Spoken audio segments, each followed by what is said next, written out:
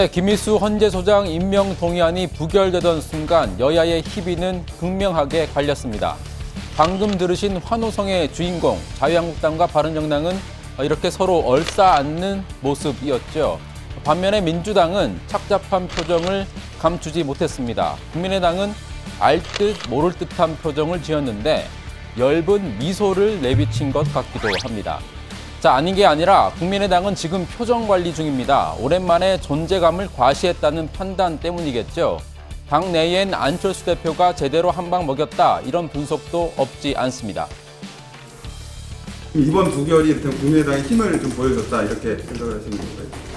각자가 가진 기준에 의해서 헌법기관으로서 판단했습니다. 자, 그런데 안 대표는 어제 이런 말도 했습니다. 국민의당은 국회에서 결정권을 가지고 있는 정당이다.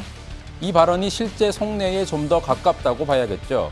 실제로 정치권에선 국민의당이 부결을 결정했다는 분석이 많습니다. 어제 나온 반대표는 145표였습니다.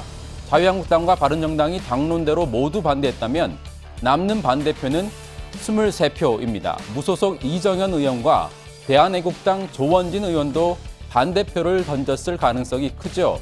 그렇다면 21표 정도가 국민의당에서 나온 것으로 추산할 수 있습니다. 물론 무기명 투표이기 때문에 쉽게 예단할 수는 없습니다. 하지만 여권에선 국민의당이 야합에 동참했다는 비난이 쏟아지고 있습니다. 얼싸안았다는 국민의당 의원들의 소식을 전해드리니 정치인으로서의 회의감도 깊어졌습니다. 신삼당 야합으로 적폐 세력이 다시 기세 등등 발효하게 하는 이 상황 앞에서 자, 여권이 지적하는 이른바 신야권 연대는 어떤 모습일까요? 만화 한 컷으로 요약해 보겠습니다. 철수야, 놀자. 밀가 불렀지만 철수는 나갈 수 없었어요. 왜냐하면 이미 나가 있었기 때문이죠.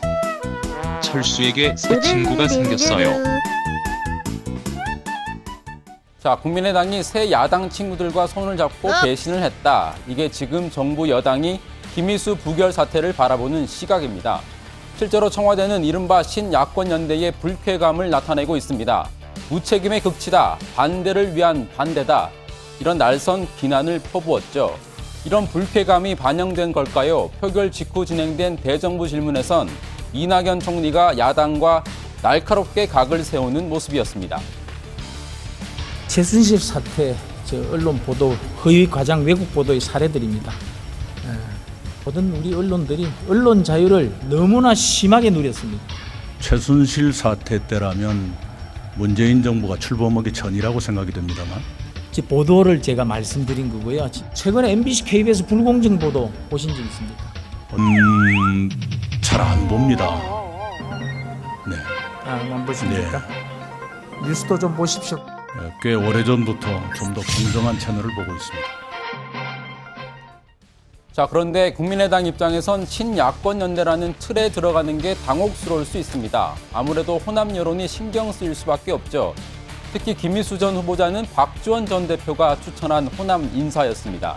하지만 여권 내부에선 국민의당 탓만 할 게 아니다, 여소야대의 현실을 직시해야 한다는 자성의 목소리도 나오고 있습니다. 집권 여당이 여소야대의 4당 체제 앞에 부족함을 드러내고 말았습니다.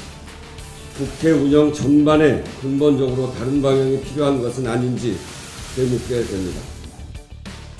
자, 당분간 전국은 냉각기를 피하기 어려울 것 같습니다. 야권에선 김희수 부결에 이어서 김명수 대법원장 후보자도 낙마시키겠다는 기류가 읽힙니다. 오늘부터 시작된 청문회에서 여야 공방이 치열했습니다. 저는 머리에 뿔이 있으신 줄 알았어요. 한쪽에 사도 과격하다, 이념적이다, 코드 인사다, 불안하다고 속삭여가지고. 이러한 인사폭주에 대한 정점, 인사폭주에 연결하고 있습니다. 예. 시간 좀 꺼주세요. 시간 좀 꺼주세요. 아니 이거 왜 남의 시간을 왜 발언을 하는데 끼어듭니까? 아니 질의 시간을 침해하는 게 어디 있습니까? 해도 어쩌면 그렇게 전임 대법원장의 밑으로만 다니십니까? 묻지 마세요. 본인이 프로필이 과연 대법원장을 할 수 있는 프로필이 된다고 생각하십니까?